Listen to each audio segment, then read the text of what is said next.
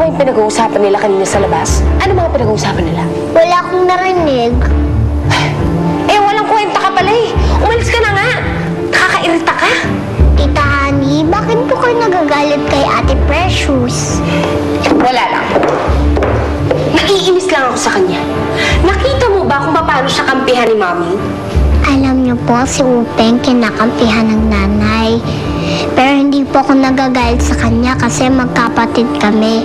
Kahit magkaiba kami ng tatay. Eh, engot ka pala eh.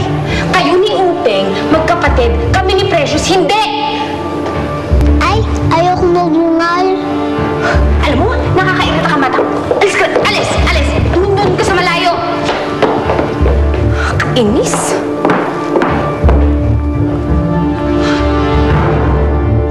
O, basta Ate Leva, yung mga extra dyan, pakibigay na lang kay Trudis. Tapos pakisabi, susubukan kong dumaan mamaya. Sige. Nagkwento na ba sa'yo si Trudis? Tumawag kasi sa kanya si Migs eh.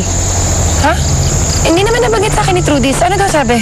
Ako hindi pa pala nasabi sa'yo ni Trudis. Kasi nung isang araw, sabi niya, nakita daw niya ang papanik niya. Eto naman si Migs, pinaniwalaan pa. Ha? Ano ba naman tong si Migs? Pinaasa na naman yung bata. Halika na, halika na. Oh, saan ka pupunta?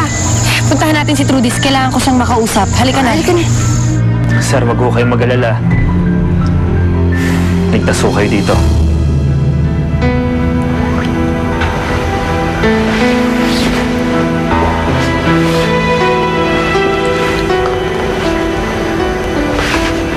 Ikaw pala. Alam mo, gusto kita. Ikaw lang ang tumatawag sa pangalan ko. Sir, punasan niyo lang ho.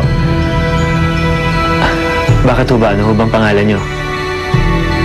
Sir! Sir ang pangalan ko. At ikaw lang ang tumatawag sa akin. Wala ho ba kayong naaalala? Ang anak niyo, si Trudis, hindi niyo ho ba siya naaalala?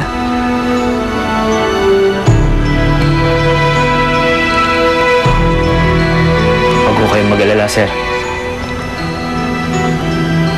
Aalamin ho natin kung sino man ang may gawa sa inyo niyan.